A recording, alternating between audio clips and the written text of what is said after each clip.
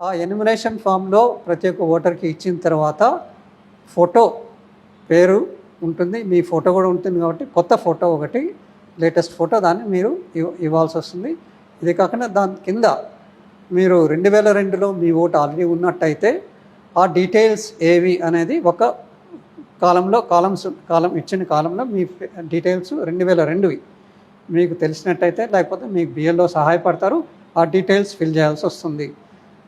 మీరు 2002లో ఓటర్ కాని పక్షంలో మీరు మీ యొక్క తల్లిదండ్రులు వాళ్ళ యొక్క డీటెయిల్స్ ఫిల్ చేయాల్సి వస్తుంది. ఫిల్ చేసి మీరు సంతకం పెట్టి ఇవ్వాల్సి వస్తుంది. ఇక్కడే సార్ చాలామంది అనుమానం, 2002లో ఓటు లేదు అంటే వాళ్ళు 42 ఏళ్ళ పైబడి ఉండొచ్చు, కానీ జాబితాలో లేకపోతే ఉండలేదు. అదేవిధంగా తల్లిదండ్రుల పేరు కూడా అందుబాటులో ఉండకపోతే వారి ఓటు ఉండదా?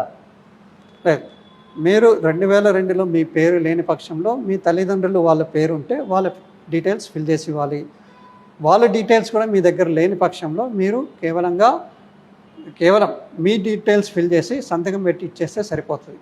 అంటే ఏమైనా ఆధారాలు సమర్పించాల్సి వస్తుంది. ఎందుకంటే పాత 2002లో మీ పేరు లేదు కాబట్టి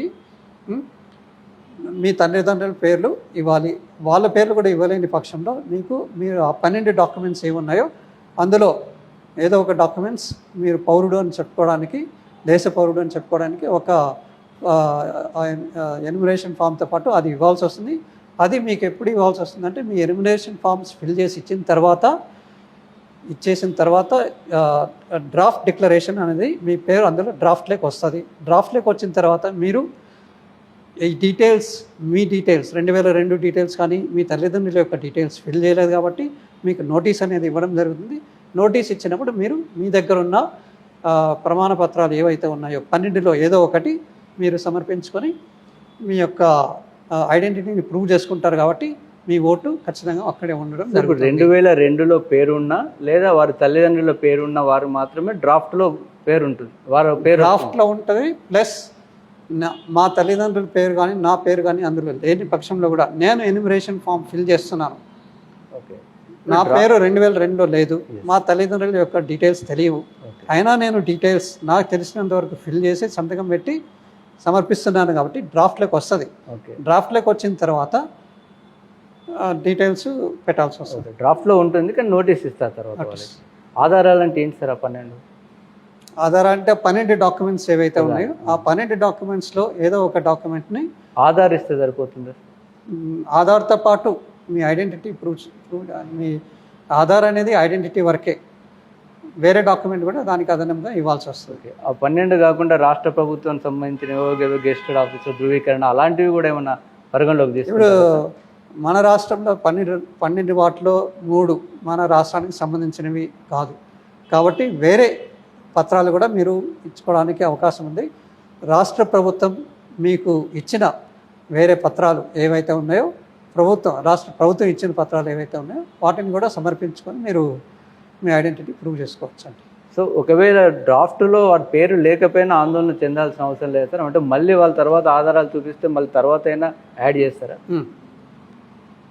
డ్రాఫ్ట్లో మీ పేరు రాకపోయినా కూడా ఫామ్ 6 కొత్త ఓటర్ అయితే ఫామ్ 6, లేకపోతే వేరే ప్రదేశం నుండి ఈ రాష్ట్రంలో వేరే ప్రదేశం నుండి ఈ ప్రదేశానికి షిఫ్ట్ అయినట్టయితే మీరు ఎన్యుమరేషన్ ఫామ్ సమర్పించుకోలేకపోతే అప్పుడు కూడా మీరు ఈ విధంగా మీరు ఫామ్ 8 ఆర్ ఫామ్ 6 కొత్త ఓటర్ అయితే ఫామ్ 8, ఎవరైతే వేరే చోట నుండి ప్రదేశాలు మారారో వాళ్ళు ఆ ఫామ్ 8 కింద డీటెయిల్స్ నింపి సమర్పించుకుంటే కూడా వాళ్ళకి ఆ ఓటర్ ఫైనల్ డోర్లోకి రావడానికి అవకాశం ఉంది. సో ఇప్పుడు డ్రాఫ్ట్ తర్వాత కొత్తగా ఓటర్లు నమోదు చేసుకోవచ్చు, అడ్రస్ చేంజ్, పేర్లలో సవరణ ఏదున్నా ఆ తర్వాత మళ్ళీ చేసుకోవచ్చు. ఓకే. అయితే ఇప్పటివరకు జరిగిన ఈ మ్యాపింగ్ ప్రక్రియ ఏంటి? అంటే మ్యాపింగ్ అంటే ఏం చేశారు? మ్యాపింగ్ యొక్క ముఖ్య ఉద్దేశం ఏంటంటే 2002లో జాబితాలో వచ్చిన పేర్లు ఎవరు ఏవైతే డీటెయిల్స్ ఉన్నాయో వాళ్ళని ప్లస్ 2026లో ఉన్న వాళ్ళని 2 మ్యాచ్ చేయడం జరిగింది. ఫర్ ఎగ్జాంపుల్ ఒక వ్యక్తి 2002లో అతని పేరు ఫర్ ఎగ్జాంపుల్ నారాయణ అనే అతని పేరు 2002లో ఉంది, అతన్ని 2025కి మ్యాప్ చేశారు. 2026లో కూడా అతని పేరు ఉంది కాబట్టి 2 మ్యాప్ చేయడం జరిగింది. అది కాకుండా వాళ్ళ యొక్క పిల్లలు ప్రోజని అంటాం, వాళ్ళ యొక్క పిల్లల్ని కూడా వాళ్ళ యొక్క తల్లిదండ్రులకి అనుసంధానం చేసి మ్యాప్ చేయడం జరుగుతుంది ప్రోజని కింద. భార్య అయితే 2002లో ఆమె పేరు లేని పక్షంలో వాళ్ళ తల్లిదండ్రులకి మ్యాప్ చేయడం అనేది జరిగింది.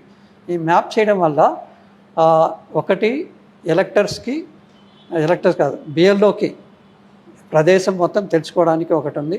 తర్వాత ఓటర్స్ ఎవరనేది తెలుసుకోవడానికి అవకాశం ఉంది.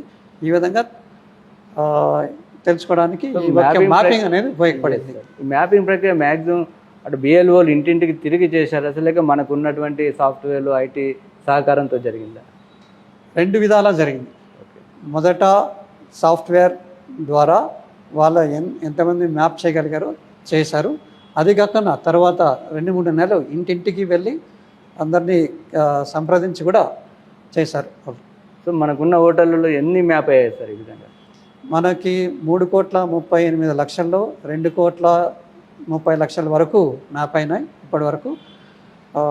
మ్యాపింగ్లో పేరు ఉన్నది కాబట్టి నేను పూర్తిగా అందులో ఎలక్టరల్ రోల్లో వచ్చేస్తున్నానని కాదు.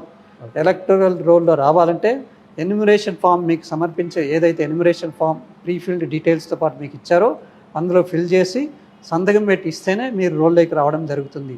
మ్యాపింగ్ కాలేదు, నా పేరు ఉండదు అని కాదు. మ్యాపింగ్లో లేకపోయినా కూడా మీరు ఆ ఎన్యూమరేషన్ ఫామ్లో డీటెయిల్స్ ఫిల్ చేసి వస్తే మీరు ఖచ్చితంగా డ్రాఫ్ట్ రోల్లోకి వస్తారు. తర్వాత ఫైనల్ రోల్లో కూడా మీరు ఉంటారు.